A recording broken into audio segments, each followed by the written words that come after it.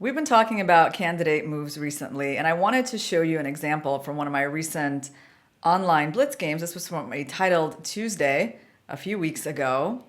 Now, I really want you to focus completely on the chess, guys, and this is why I invited a special guest to the lesson today. But hopefully, he's not too hungry. So, I was playing white, and we both had less than a minute.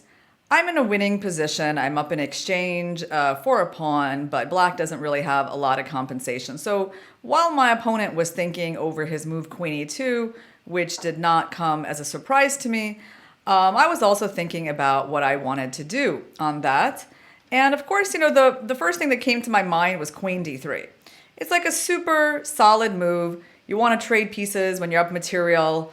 Basically, there's just no issue with this move. If they move away, you can offer the queen trade again. Everything is defended. But as my opponent was thinking, I started looking for candidate moves, right? Like, is there anything else I can do?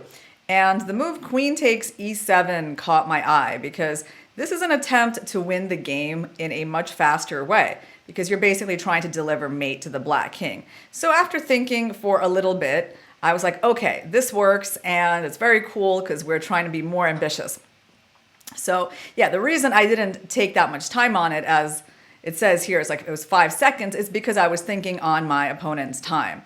Otherwise, I would have spent longer than that, right? So I took, and my opponent gave me a check, which we had obviously foreseen. King goes to g2, and here I had considered two moves for my opponent.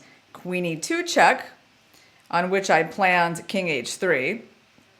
And the checks run out and we win. And taking the rook, which is what happened in the game. I took the pawn and now it's a forced checkmate.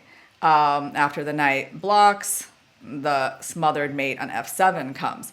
So I was feeling pretty good about that until I analyzed this game and realized that I had actually missed this check, right? I only considered this one because that's where the queen had come from. But this one I hadn't seen, and this changes everything, because now I can't go to the back rank. I lose my rook with check. And if I hide here, the difference is that the queen can come to h6, and instead of winning the game, I'm going to be trapped into this perpetual check.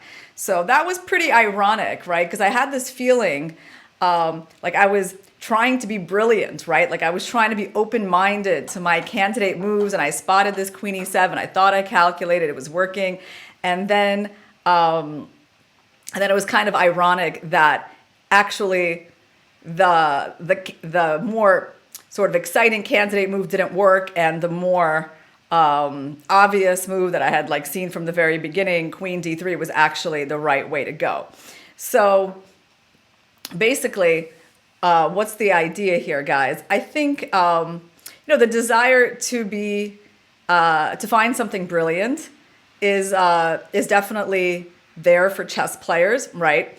And I would say just when you're in that mode where you're like feeling that flash of inspiration, you see a move that potentially qualifies for that brilliancy, that should usually be accompanied with a little bit of caution, as those types of moves, they do have more risk. And the homework question that I'm going to leave you with is, why is the lion here? Yeah, so I look forward to your interpretations.